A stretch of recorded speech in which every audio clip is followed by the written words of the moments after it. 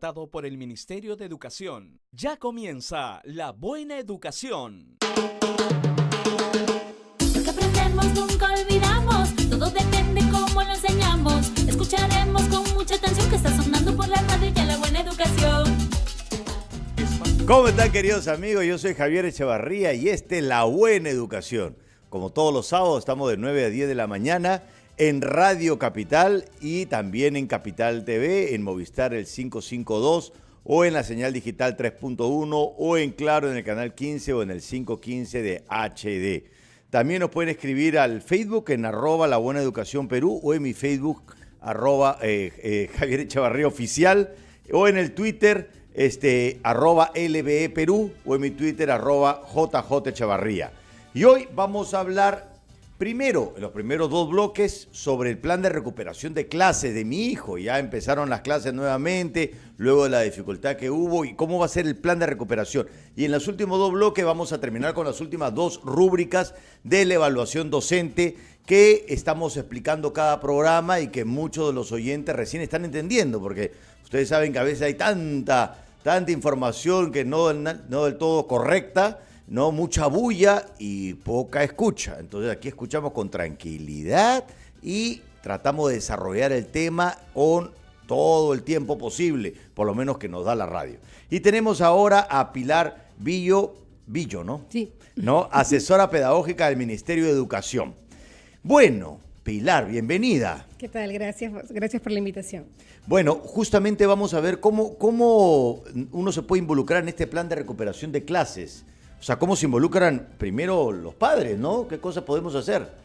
Sí, bueno, para empezar, decir de que ya todas las regiones han empezado a emitir estos planes de recuperación de clases. Uh-huh. Sí, porque el plan de recuperación no es un plan que de pronto se le ocurre hacer a la escuela, sí, sino es un documento formal, sí, que emite la Dirección Regional de Educación. O sea, sale una resolución directoral con el plan de recuperación, con el cronograma de recuperación de clases, fecha de inicio y fecha de fin.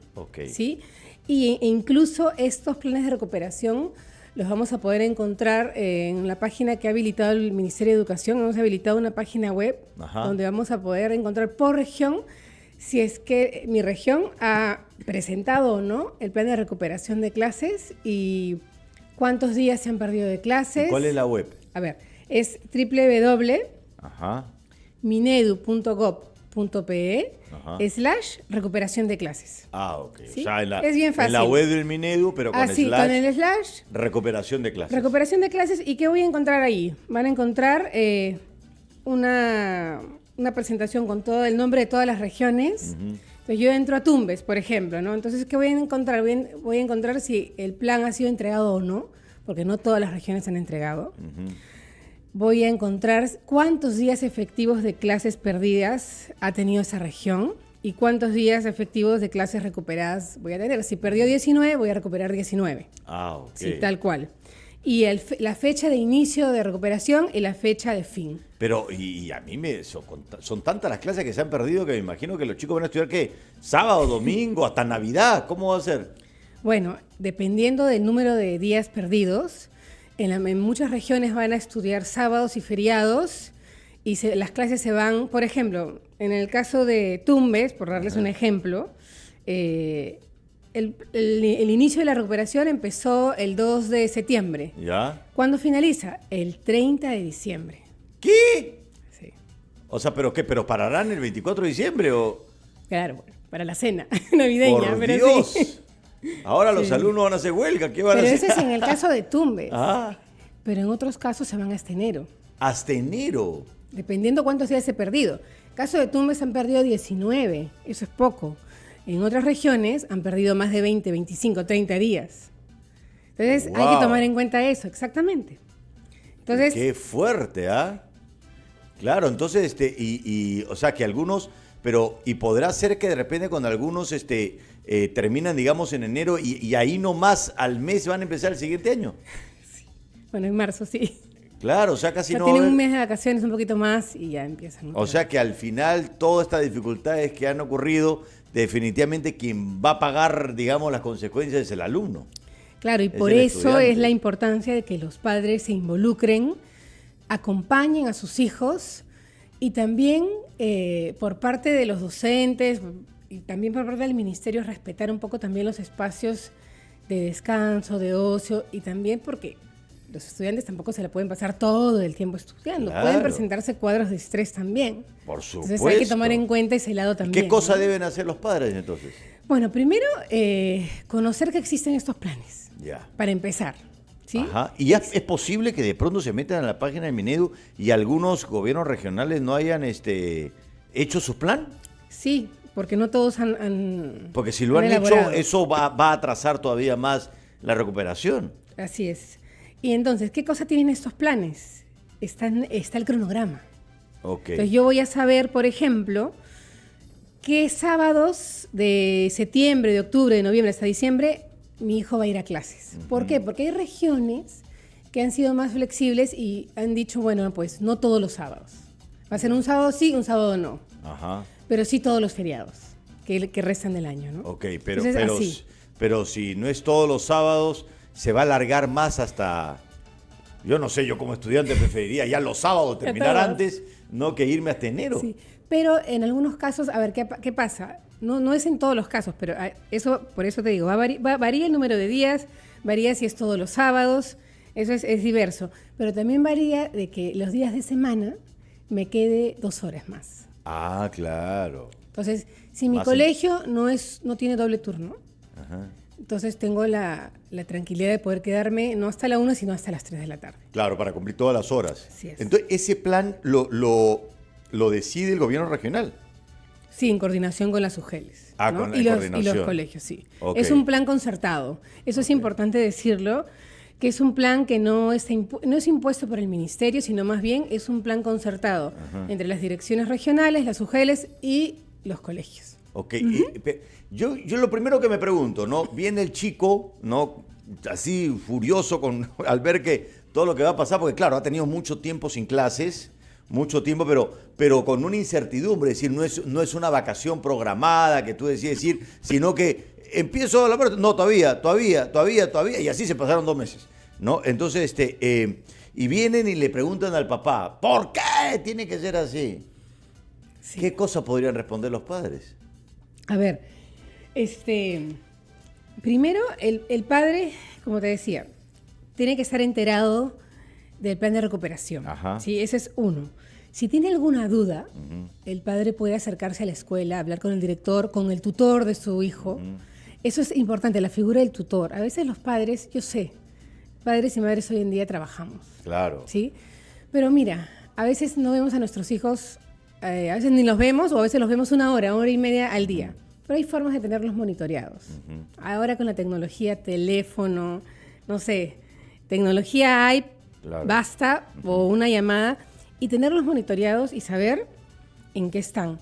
Porque si yo conozco el plan de recuperación, voy a saber si mi hijo pues se queda más horas los días de semana o qué sábados está yendo a clases, ¿no? Claro. Entonces es una forma también de ir Claro, monitoreando claro. eso, ¿no? Claro, ya no es tan fácil como decir lunes a viernes, tal hora, tal hora. Ya hay, Claro. hay una serie de excepciones que se tienen que hacer para Así poder es. cumplir. Pero ¿cómo lograr, porque tú has dicho algo bien importante, el tema del estrés, cómo lograr que a pesar de que hay una cantidad de horas por recuperar, que esas horas sean efectivas con un alumno presente y no con un alumno ausente que está ahí en cuerpo, pero su cabeza está en otro lado? Sí, algo interesante que quiero contar es, yo estuve la semana pasada en Huaraz, en Ancash, Ajá. y la dirección regional de esa región ha decidido, por ejemplo, en ese caso, que no van a estudiar todos los sábados, sino intercalado, un sábado sí, un sábado no, pero que además no van a dejar muchas tareas, Ah, mira. ¿sí? Entonces, es porque son conscientes de que, claro, los chicos se pueden estresar. Claro. ¿Por qué? Porque hay que terminar las horas, hay que cumplir, hay que terminar lo programado Claro. para poder concluir el año escolar. Claro. Entonces, va a suceder, no vamos a terminar o a entrar en un cuadro de estrés, no, con calma, ¿no? Claro. Entonces, y también los docentes, porque los docentes también pueden entrar en un cuadro de desesperación de que no voy a terminar mi programación. No, todo se reprograma, hay que priorizar Y yo me algunos pregunto, porque contenidos, ¿no? después en el tercer y cuarto bloque vamos a hablar de la evaluación docente, pero en estas situaciones, ¿cuándo es la evaluación? ¿Tú sabes? Bueno, en los meses que restan del año, ¿no? Claro, Ya lo que queda voy el es que, último trimestre, que me ahora imagino. se va a evaluar No en sé. estas situaciones particulares, donde es todo más difícil, digamos, ¿no? Sí, pues. Así es la vida Bueno, cuando pasa. Esas es- son las consecuencias de los actos, ¿no? Claro, eso es lo que sucede. Pero, ok, también lo que también me parece interesante es que cuando hay una situación difícil, los seres humanos tendemos también a sacar soluciones creativas.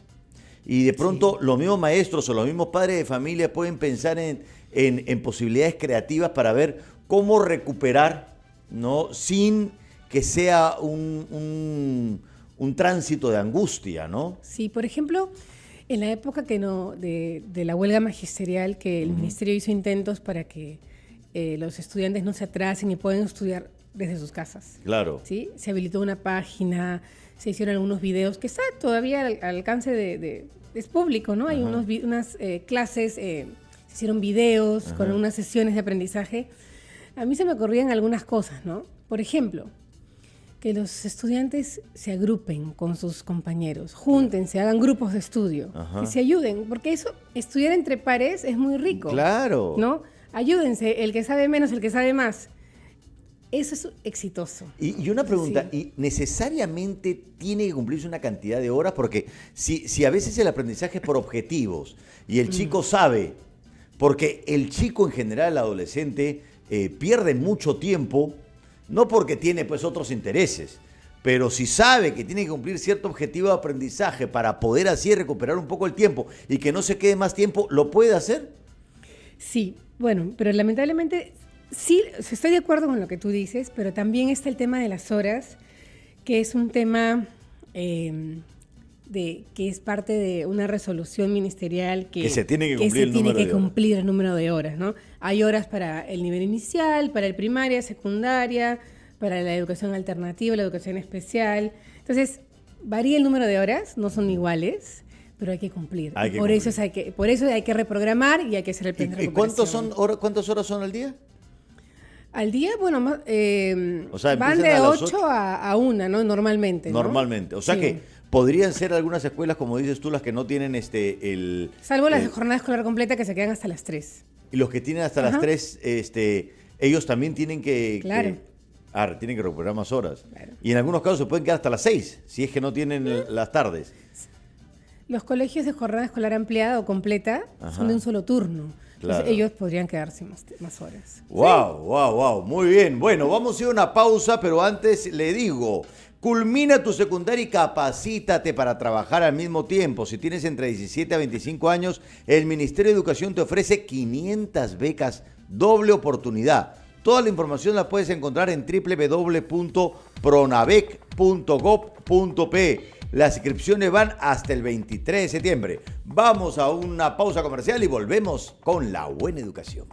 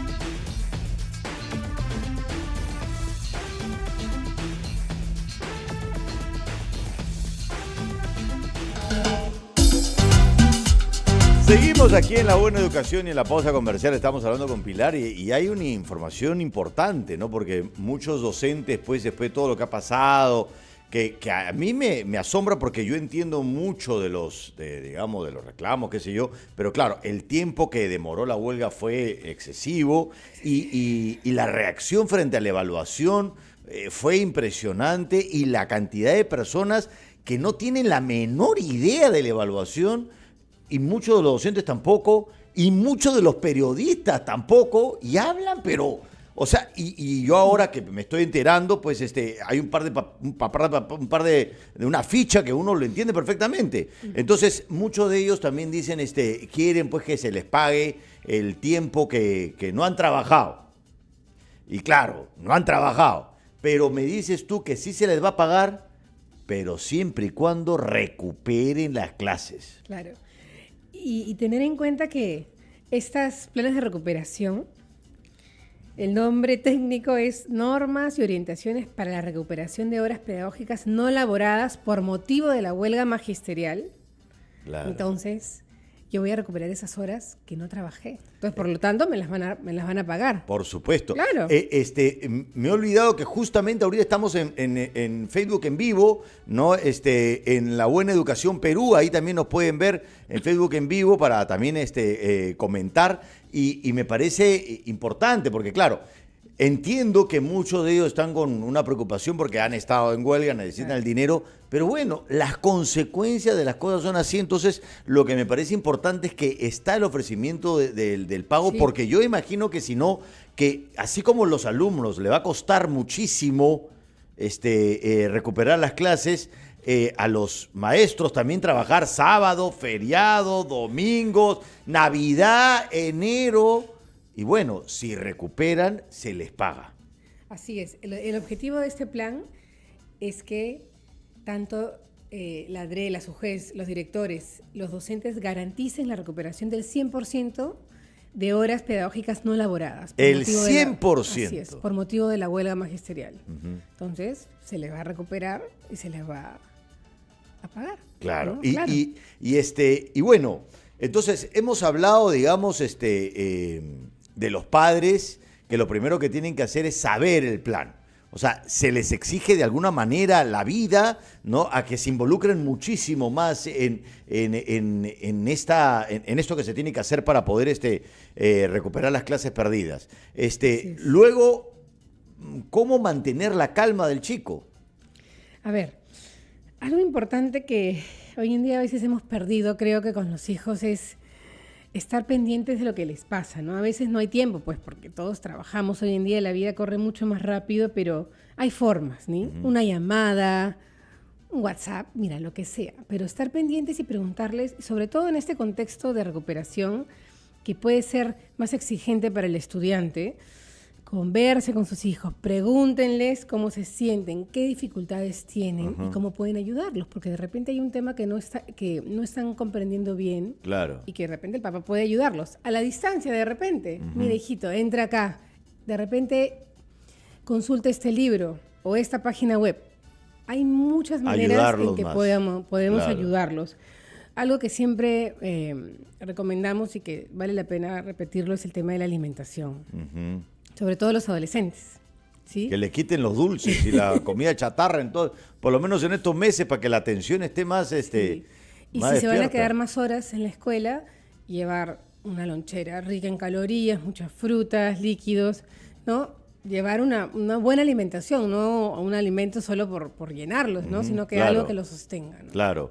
Pero también ¿no te parece importante poner sobre la mesa, tanto en el hogar como en la escuela, una conversación que muchas veces no se tiene, que es esta asociación con respecto a las consecuencias de los actos? Que me parece importante, porque claro, la huelga fue originada por una causa, ¿no? Por una serie de cosas que ellos con todo derecho podían reclamar. Eso produjo un efecto, pero eso fue una causa de otro efecto, que lo van a sufrir tales personas. Y eso va a producir como causa otro efecto. Y estamos en un círculo vicioso ¿no? Del cual no salimos a menos que tomemos conciencia y que digamos, mira, todo está conectado, esto, bueno, seguimos, y a veces eso no se habla, porque tampoco en el hogar, cuando se toman medidas correctivas, no se habla de la consecuencia de los actos. Y yo que trabajo en las empresas veo que hasta muchas personas no asocian la causa con el efecto. Así es, y eso es muy importante, ¿no?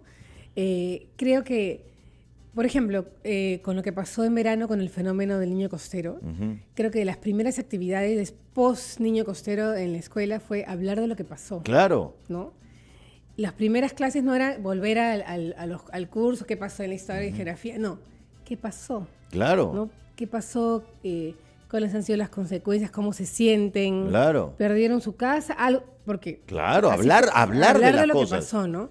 Y acá igual. Igual. Porque además ahora con mayor razón, porque los afectados han sido sus propios docentes, ¿no? Por supuesto. Entonces, bueno, hemos sido afectados todos. Todos. Pero igual. Pero ves que es bien Sí. importante porque por lo general uno tiene conciencia de la causa y de ahí viene la victimización.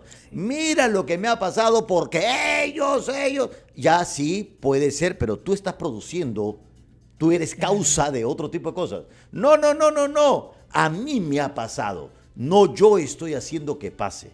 Y yo creo que eso lo tenemos en todo el país en general y por eso que hay mucha victimización, porque uno no es consciente de lo que causa, uno es consciente del efecto, o sea, uno como efecto, de lo que a uno le pasa, no lo que uno está haciendo que pase, ¿no? Y yo creo que ahora es importante ponerlo sobre la mesa y conversar y decir, mira, ¿no? Mira ahora qué es, o sea, en momento de crisis también el ser humano puede despertar la conciencia y comenzar a reflexionar sobre cosas mucho más profundas, ¿no?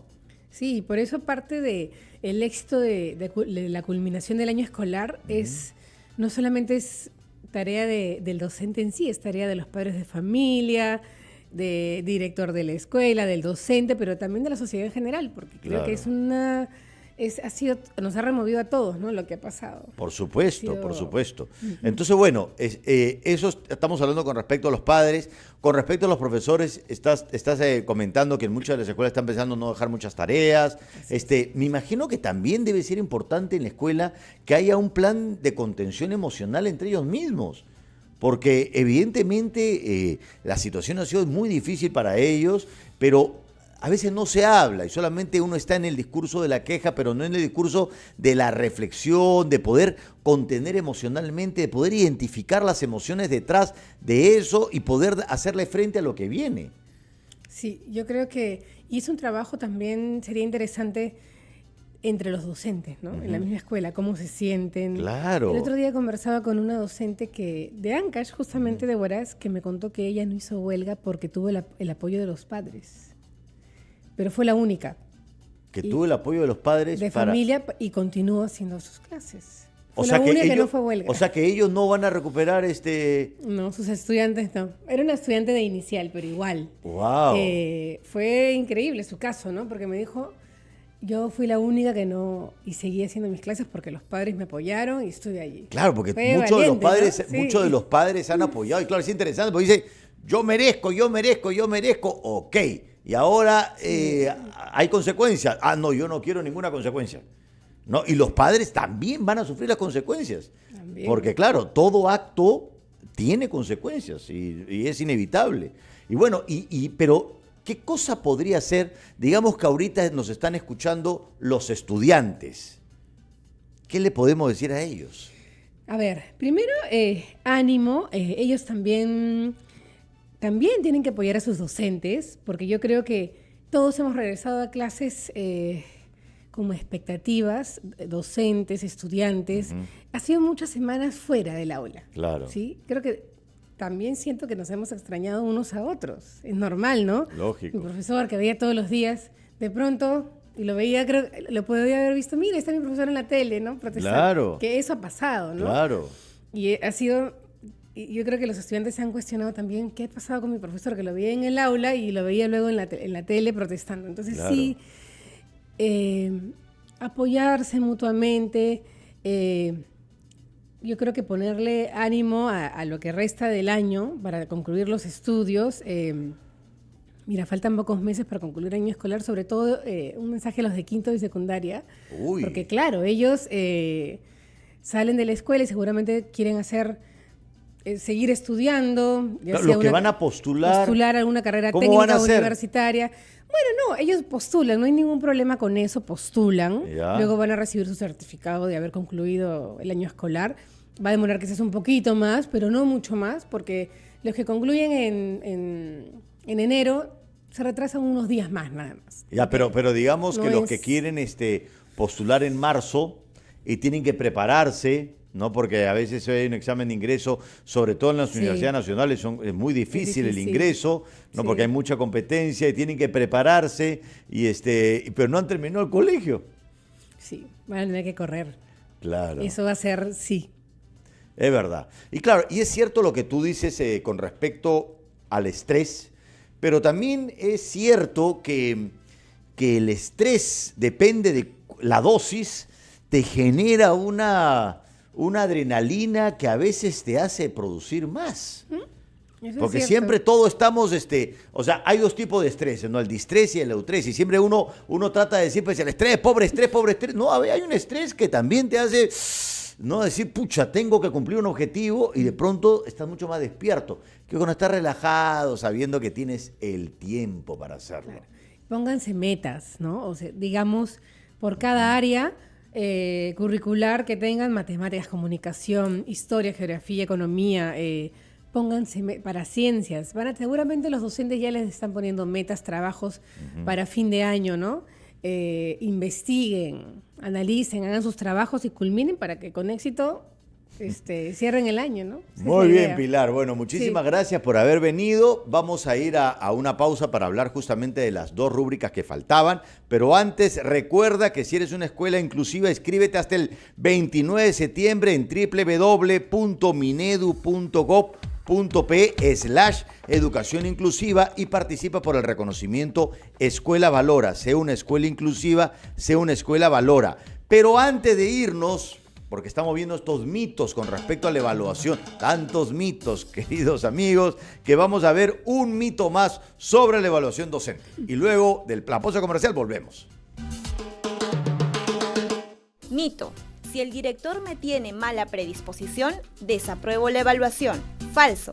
Si el docente es desaprobado por el director en la observación de aula, recibe una segunda visita de observación de aula a cargo de 2 observadores externos certificados por el Minedu y se considera en su calificación solo esta última visita. El resto de instrumentos son aplicados por todo el comité de evaluación que además del director está integrado por el subdirector y un docente par de otra institución educativa de al menos la misma escala o superior. Cuando no hay un subdirector, es reemplazado por un segundo docente par.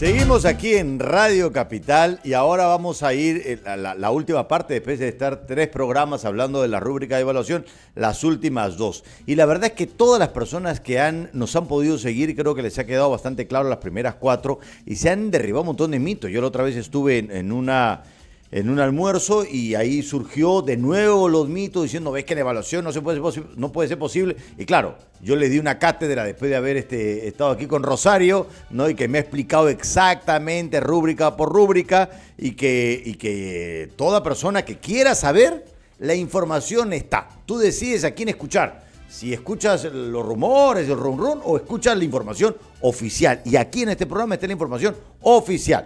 Y tenemos a Rosario Gildemeister, especialista en desempeño docente de la Dirección de Evaluación Docente. Rosario, el tercer programa y eres experta en radio ya. Buenos días, gracias Javier. Buenos días a todos los docentes y padres de familia que nos están viendo y escuchando. Y hoy cerramos la presentación de las rúbricas con 2 rúbricas también importantes, la rúbrica 5, que trata de cómo propiciar un ambiente de respeto y proximidad, y la rúbrica 6, que tiene que ver con cómo el docente regula positivamente el comportamiento de los estudiantes. Vamos a empezar con la rúbrica 5, perfecto. Javier. Sí. ¿Qué cosa es lo que busca esta rúbrica? Busca identificar en qué medida el docente se comunica de manera respetuosa con sus estudiantes y les transmite calidez, cordialidad dentro del aula. Además, está atento y es sensible a sus necesidades afectivas o físicas, identificándolas y respondiendo a ellas con comprensión y empatía. ¿Qué significa esto? ¿No? Porque aquí hay que reconocer que en esta rúbrica hay 3 aspectos que van a ser mirados en el desempeño del docente. Los aspectos tienen que ver con el trato respetuoso y la consideración hacia la perspectiva de los estudiantes, es decir, el docente que respeta a sus estudiantes es un docente que no discrimina, ¿no? Es un docente que no ofende ni verbalmente ni físicamente, es un docente que no maltrata, ¿no? Si el docente hiciera eso, el docente es sancionado inmediatamente. Pero sabes, Rosario, ¿no? Lo que me parece fascinante, porque yo creo que el respeto es uno de los valores más ausentes en nuestro país. Tenemos otros, pero yo creo que el respeto, uno sale a la calle, uno ve y no ve que existe el respeto. Entonces, si uno dice no discrimines, no ofendes, no maltrates, todo el mundo va a estar de acuerdo. No creo que ningún docente diga, no, ¿por qué no voy a poder ofender? No, nadie va a decir eso. Pero el asunto es que no necesariamente hay conciencia de que determinados comportamientos son ofensivos, discriminatorios y de maltrato. Ni siquiera en los padres de familia. Que tú le dices, esto que estás haciendo es un maltrato. ¿Qué? Pero si esto que estoy haciendo no es nada comparado como me han tratado a mí. Pero eso como trataban a ti también era un maltrato. Entonces es como, ¿es maltrato? ¿No? Entonces, ¿qué cosa es discriminación? ¿Qué cosa es ofender? ¿Qué cosa es maltratar? Si nos puedes poner algunos ejemplos para que los padres y los docentes lo entiendan.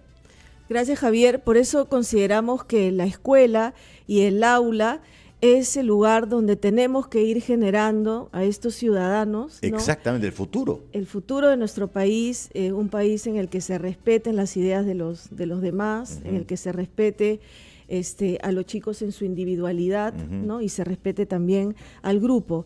Si ponemos un ejemplo de discriminación, ¿no? Podríamos reconocer, por ejemplo, que en las aulas hay docentes que tienen tratos diferenciados, ¿no es cierto? Los niños hacen determinadas acciones, las niñas hacen otras. Tú no puedes porque eres mujer. Porque eres mujer, ¿no es cierto? Y tú sí puedes porque eres hombre. Hay una discriminación allí, ¿no es cierto? Los más pequeños frente a los más altos, ¿no? Y determinadas acciones que... Los más estudiosos versus los que no lo son. Versus los flojitos. Tú que no puedes, pues tú que eres un flojo, tú que eres medio tonto. Así es, ¿no? Entonces, por ahí miramos la discriminación. La ofensa tiene que ver con insultos, ¿no es cierto?, con humillaciones o un trato despectivo, ¿no? Hoy día no te has bañado, no sé, estás con todos los mocos encima, ¿no? Y entonces allí se le humilla al niño, al estudiante, ¿no? Por algunos rasgos, algunas características. Tenemos que pueda tener. recordar que uno de los principales motores del bullying a veces es el profesor. Y es justamente eso lo que estamos evitando con esta rúbrica. Sí, así es. Y que el docente pueda ser consciente que él es un modelo de respeto en el aula, ¿no? Y eso es bien importante. Y la agresión, que tiene que ver con la agresión física, digamos, del jaloneo, ¿no? Del empujar, por ejemplo, o la agresión verbal, ¿no? De decir algo que ofenda, que afecte, digamos, la autoestima de nuestros estudiantes. Con estos 3 elementos, digamos, nosotros decimos, ese docente está faltando el respeto. Por lo tanto, el docente no puede discriminar, no puede ofender y no puede agredir a sus estudiantes. ¿Y qué sucede, estudiantes. Rosario? Porque muchos padres de familia se creen dueños de sus hijos y van y le dicen a los profesores, tú pégale nomás, si no presta atención, pégale. Así como yo le pego en la casa, te doy el derecho de pegarle a mi hijo. Bueno, ahí hay que trabajar mucho con los padres de familia y el docente poderle devolver, ¿no es cierto?, que eso no es posible, ¿no? No es posible pegar y hay que trabajar entonces esas prácticas que se dan en la casa, que no se puede agredir, no se puede ofender, no se puede maltratar a los hijos. Suele pasar que muchos padres, me ha pasado cuando he trabajado en aula, usted dele nomás, señorita, ¿no? Usted dele nomás. Y entonces ahí, no, yo no le doy, ¿no es cierto? Y usted tampoco, pero conversemos sobre eso, Claro. ¿no? Y hay que conversar y dialogar mucho con los padres, hay escuelas de padres, ¿no?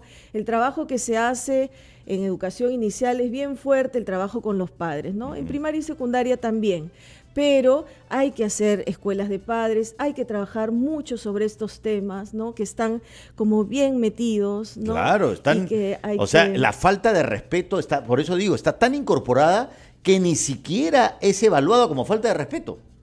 Es considerado que es parte de la disciplina, que hay que ser estrictos, y claro, finalmente estás creando a un peruano violento que uno después ve en las calles. Y por eso es importante en esta evaluación del desempeño docente, en esta observación de aula, identificar estos 2 desempeños, ¿no? El tema del respeto, que es básico porque es inadmisible que en el aula el docente falte el respeto. Y ahí estamos, digamos, situando estos temas que son sumamente relevantes, ¿no es cierto? Los estamos poniendo sobre la mesa. Pero, por ejemplo, si un docente dice, típica frase de antes, bueno, alguien ha hecho determinada cosa, si no me dicen quién es, todo el salón va a estar castigado, sin recreo, ¿no? Hasta que alguien me diga quién es el que cometió tal acto. ¿Eso cómo es considerado, Rosario? Mira, te puedo responder, pero tenemos una rúbrica siguiente que la vamos a ver en el otro bloque, que es la regulación. que es la regulación del comportamiento. Perfecto. Entonces, para entrar un poquito más en mirar el tema de la cordialidad o calidez o la comprensión y empatía, ¿no? De cómo el docente puede ponerse en esta construcción, digamos, del respeto del docente en el aula, cómo el docente comprende y es empático, ¿no? Se pone en el lugar del otro, ¿no es cierto? Entiende qué cosa es lo que le está pasando a un niñito que manifiesta cierta molestia física o está más apagado, ¿no? Está tiradito ahí en su carpeta, la docente se acerca, le pregunta qué cosa tiene, ¿no? No es que resuelve el problema en el momento y eso no es evaluado, pero sí la conexión de la docente, la disposición de la docente de estar atenta a lo que sucede con sus chicos, ¿no? Y lo otro es la cordialidad y la calidez que el docente tiene o debe tener en el aula, que se transmite a través de la amabilidad, del tono de voz, ¿no? Un tono de voz tranquilo, sereno, y generar un ambiente de seguridad afectiva donde los chicos puedan desplazarse, puedan decir sus ideas, puedan hacer las cosas que, digamos, son cotidianas en el aula. La escucha atenta también es algo que se valora en esta rúbrica de respeto, que tiene que ver con cuando la docente mira al niño, cuando el niño habla, ¿no? A veces las docentes estamos ocupadas mirando nuestros materiales o diferentes cosas y los niños nos hablan y no los miramos, ¿no? Y ya, ¿no? Pero qué importante es cuando yo miro a los ojos al niño, el niño me dice algo, yo me intereso por lo que él dice, le hago una repregunta, ¿no? Y el niño se siente valorado, reconocido en aquello que está contando. Yo trato de explicar, de poner palabras de repente alguna de las emociones que él está diciendo, ¿no? Y entonces le puedo repreguntar. Entonces, esto tiene que ver con una escucha atenta, pero también los docentes utilizamos recursos de comunicación, ¿no? Como acercarme, como desplazarme por los lugares para ver cómo están los chicos, dar un abrazo, tocarle el hombro, ¿no? Tocar la cabecita del chico. Pero Rosario, digamos, hay que tener mucha calma para hacer eso porque los padres de esos niños que tienen 2 o 3 hijos no hacen eso. No miran a su hijo para hablarle, no tienen la calma ni la empatía de ver qué cosa está pasando. A veces se cría por medio del estrés a punta de gritos, ¿no? Entonces, y el docente tiene 25 alumnos. Entonces, digamos que no puede hacerlo con todos. ¿Eso implica que lo van a jalar? No, recordemos que el docente no desaprueba porque tenga, digamos, alcance un nivel 2 o un nivel 1 en alguna de las rúbricas, sino que recordemos, profesores, que la evaluación de observación de aula, ¿no es cierto?, se evalúa en función de las 6 rúbricas, del promedio de las 6 rúbricas, claro. Y en ese promedio debe alcanzar 2.6 o más. Exacto. Como lo venimos diciendo en los programas anteriores. Que traducido a 0 a 20 es como pasar con 13. Y esto del respeto es 1,5 puntos solamente, que yo pienso que debería de valer más.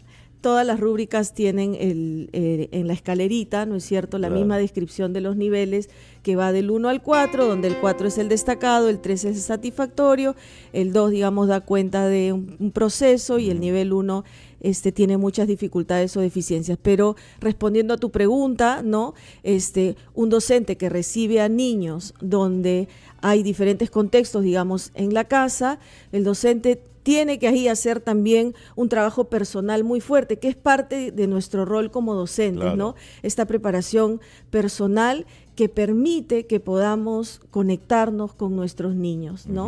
Uh-huh. Hay un trabajo sostenido, no solamente que tiene que ver con cómo yo me preparo con cada una de las competencias y capacidades que debo desarrollar en los chicos, que está en función de los aprendizajes, sino también hay un trabajo personal de mirar a cada uno de mis estudiantes en su necesidad. Y el trabajo con las familias es fundamental porque me permite acercarme a la familia, mirar esas formas de vida, digamos, ¿no? Y a partir de eso ir trabajando. Nuestro trabajo como docentes es complejo, claro, ¿no es cierto? Claro, difícil. Pero es el reto que asumimos cuando aceptamos esta profesión y cuando aceptamos trabajar con 30 vidas, con 30 seres humanos que tienen detrás toda una familia. Vamos a ir a un corte comercial, pero no sé si ya con esta rúbrica ya la tenemos como terminada. ¿Podemos pasar a la sexta? Sí, podemos pasar a la sexta, pero para cerrar, recordemos que trato respetuoso, cordialidad o calidez y comprensión y empatía son los aspectos que se miran en la rúbrica de propiciar un ambiente de respeto. Perfecto, vamos a una pausa comercial y después volvemos con la sexta rúbrica, pero antes vamos a ver un mito más de la evaluación docente. Mito: ¿los instrumentos son aplicados por personas que no conocen la labor docente? Falso. El comité de evaluación está integrado por el director, subdirector y un docente par. En caso de no haber subdirector, es sustituido por otro docente par. En las escuelas donde no hay director, el comité está integrado por 1 o 2 especialistas de la UGEL y 1 o 2 docentes pares. Todas estas personas son profesores de la carrera pública magisterial.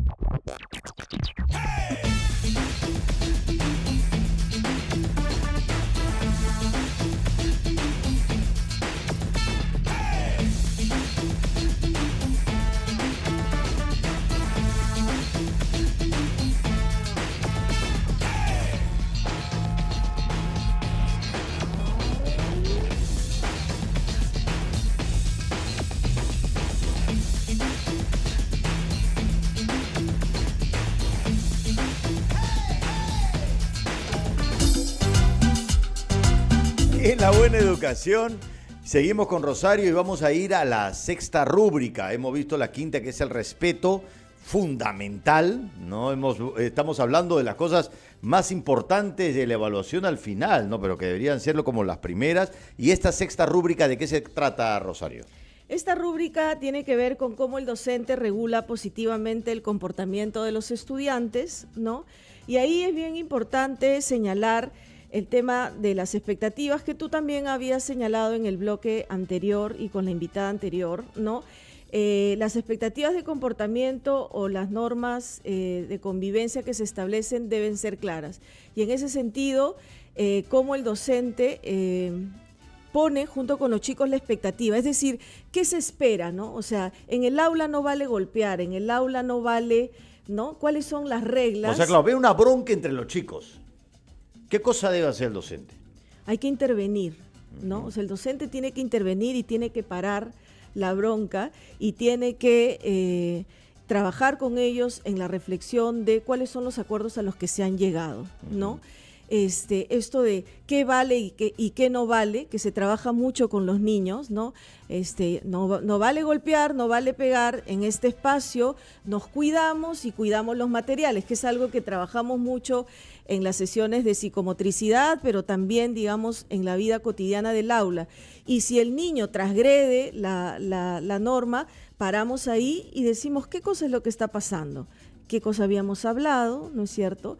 Y el niño puede mirarse, detenerse un momento, ¿no es cierto? Y ahí el docente interviene, o sea, interviene bien, digamos, para poner las palabras a esa emoción, a esa bronca, porque yo quería el mismo juguete que mi compañero, ¿no es cierto? Y decir, un ratito, esperamos turnos, ¿no?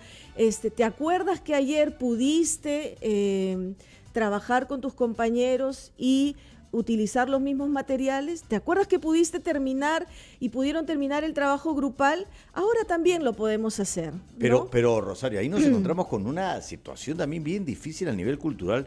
Yo hice un video que se llamó Chongueritos, que se volvió viral, porque digamos, digamos, algo que yo había notado, y es que para nosotros, parte del humor y de la convivencia, si te quiero, te pongo apodos y te maltrato, ¿no? Y se pone chapas. Entonces, y es parte para nosotros de la gracia, porque nosotros vivimos riéndonos del otro, no riéndonos de uno, sino riéndonos del otro, y es parte de nuestro humor y nos parece normal. Todos los padres de familia hacen eso y maltratan a sus amigos porque les parece divertido, y el docente está ante un salón donde todo el mundo está poniendo chapas y se están burlando unos de otros. ¿Y qué cosa debe hacer? Bueno, trabajo retador, digamos, del docente y de la escuela, ¿no es cierto?, en su conjunto, de cómo ayudar a regular positivamente el comportamiento de los estudiantes. Claro, hay afuera determinadas condiciones, ¿no?, pero la escuela tiene que garantizar que no se maltrate, que no se falte el respeto, que no se agredan entre los chicos. Y dependiendo de los contextos, la tarea se hace más desafiante para los docentes, pero allí es importante tener claridad del tipo de mecanismos que se utilizan, ¿no es cierto? Yo utilizo mecanismos positivos para asegurar que mis estudiantes, que los chicos, ¿no es cierto?, reflexionen sobre las normas de convivencia, por ejemplo. Y hay docentes que utilizan mecanismos negativos, ¿no?, que van en la línea de esto que tú estás señalando. Y hay otros que tienen que ver con el maltrato, claro, ¿no?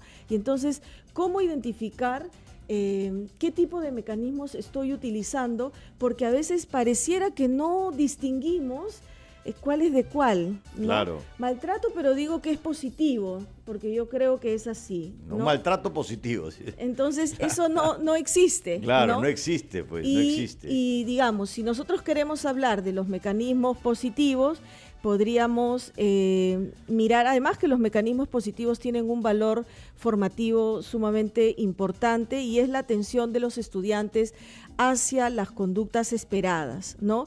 cuando yo reflexiono sobre la utilidad o el sentido de las normas. No es que pongo las normas en un papel y ahí se quedan dormidas durante el año, sino que permanentemente voy a esos acuerdos de convivencia que permiten que se desarrollen los aprendizajes y que permiten que los chicos puedan fluir, digamos, en las clases, ¿no? Algo está pasando y, chicos, recordemos, ¿no? Recordemos a lo que habíamos llegado. ¿Se acuerdan que no podemos, cuando estamos leyendo, no sé, hablar, nos escuchamos primero, ¿no? Levantamos la mano.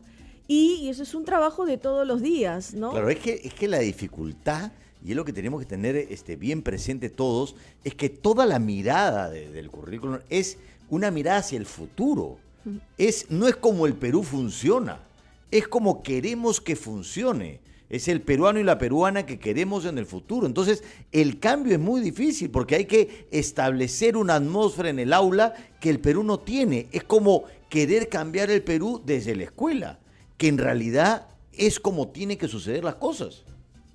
Estamos construyendo efectivamente una escuela distinta ya desde hace varios años, ¿no es cierto? Que desde el Ministerio de Educación se viene impulsando este trabajo de la centralidad de los aprendizajes, de este trabajo que tiene que ver con la evaluación formativa, de este trabajo que tiene que ver con cómo acompañamos y sostenemos a los niños, ¿no? Hay muchas docentes que trabajan de esta manera, ¿no? Siendo cuidadosas, respetuosas, ¿no? Autorregulando, digamos, ayudando a los chicos a autorregular el comportamiento. Estamos en ese camino, ¿no? Y la evaluación de desempeño docente va a dar cuenta, digamos, de cómo las docentes están trabajando en esa línea. Sí, y es bien importante eso que menciona Rosario, porque de pronto una docente que está escuchando dice, pero si yo no hago eso, yo trato bien, y muchos docentes lo toman como de forma personal, y en realidad si lo haces es extraordinario. El asunto es que no todo el mundo lo hace. Y la idea es que ningún maestro no sea digamos, no se encargue de una buena convivencia entre los estudiantes. Y te había puesto el ejemplo de estos castigos que se le dice, mientras no me digan quién agarró esto, todos castigados. Sí, como estos son mecanismos negativos, ¿no es cierto?, que promueven el cumplimiento de las normas, pero, por ejemplo, en este caso, de dirigir la atención hacia el comportamiento negativo, ¿no? O sea, hay varios tipos de mecanismos negativos que se identifican en la explicación de esta rúbrica, ¿no? Todos castigados se quedan sin recreo, eso es maltrato, ¿no es cierto? Te quedas sin comer, ¿no? Todos castigados, pero ¿qué significa? ¿Cuál es el castigo, no? Que estás privando de algo y no le estás ayudando, digamos, hay una respuesta allí inmediata, pero no le estás ayudando a reflexionar sobre la conducta. Claro. ¿No? Lo que pasa es que uno está tan acostumbrado que a un chico se le puede decir, te quedas sin comer, que si tú eso lo llevas a un trato adulto, que otro adulto le diga, te quedas sin comer, o sea, el adulto reaccionaría, pero a veces uno cree que el adulto es la persona y el chico no es persona, es chico nomás. O sea, el chico sí lo puede dejar sin comer. Qué importante es esto que tú señalas, porque siempre tenemos que mirar a ese niño, ¿no es cierto? A ese niño, a ese adolescente, como esta persona que piensa, que siente, claro, ¿no? A esta persona que ayudamos a ir madurando, ¿no? Y nuestro rol ahí como docentes es fundamental, ¿no? Cómo ayudamos a crecer a nuestros niños de la mano con los padres de familia, pero la escuela tiene un rol allí fundamental, ¿no? Otra cuestión que quería mencionar con respecto a los mecanismos negativos, ¿no? Esto de dirigir la atención hacia el comportamiento negativo, como decirles, otra vez te estás portando mal, tú siempre haces lo mismo, ¿no? O advertir sobre las sanciones y las consecuencias que va a conllevar, digamos, la conducta. Si sigues conversando, te voy a cambiar de sitio, ¿no? Si estás con ese juguete, te lo voy a retener, ¿no? Que son amenazas. Que no ayudan, ¿no es cierto?, a que el niño pueda regular su conducta o reflexionar sobre ella, o dar órdenes de forma impositiva, ¿no? Todos se callan porque yo estoy hablando, ¿no? Y no desde el acuerdo de cuando hablamos, no nos entendemos y todos estamos hablando a la vez. En este momento estoy hablando yo, ¿no es cierto? Me gustaría que me escuches, porque mira tú cómo te sientes Claro. cuando tú hablas y todo el mundo, cuando tú hablas y no te dejan, digamos, hablar, ¿no?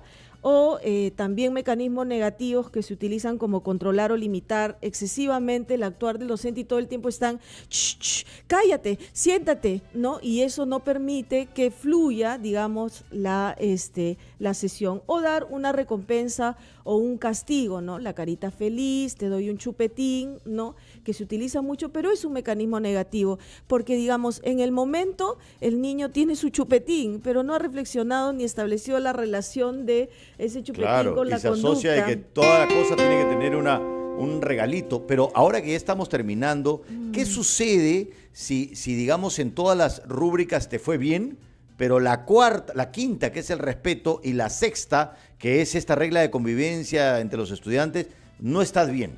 Gracias por la pregunta, Javier, porque si el docente discrimina, ofende, maltrata, ¿no? Si el docente utiliza mecanismos de maltrato, como dejarlo sin recreo, ¿no? Y los que hemos visto, entonces el docente desaprueba la evaluación, la observación de aula, ¿no? Ajá. Porque estas rúbricas 5 y 6, o sea, no es posible permitir, es inadmisible que un docente maltrate a sus estudiantes. Yo estoy totalmente de acuerdo. Muchísimas gracias, Gracias, Rosario, por Javier. haberme acompañado en estos 3 programas. Y yo quiero terminar diciéndoles que el cambio, todo cambio es difícil, pero si ustedes comienzan a observar estas 6 rúbricas, se está mirando un país diferente. Y creo que hay que confiar, y realmente, si uno no lo hace, vuelvo a repetir, como le hemos estado diciendo, no es que no tenga ninguna posibilidad. Tienes 2 años para cambiar, 2 años de capacitación, 2 años para que te den nuevas herramientas para que lo puedas hacer. Entonces, si en 2 años tú no quieres cambiar, quizá en el fondo no tiene la vocación. Pero si tiene la vocación, estoy seguro que vas a ser el docente que se espera para que ese peruano que esté en el aula sea el peruano del futuro. Nos vemos el próximo sábado. Esto fue La Buena Educación.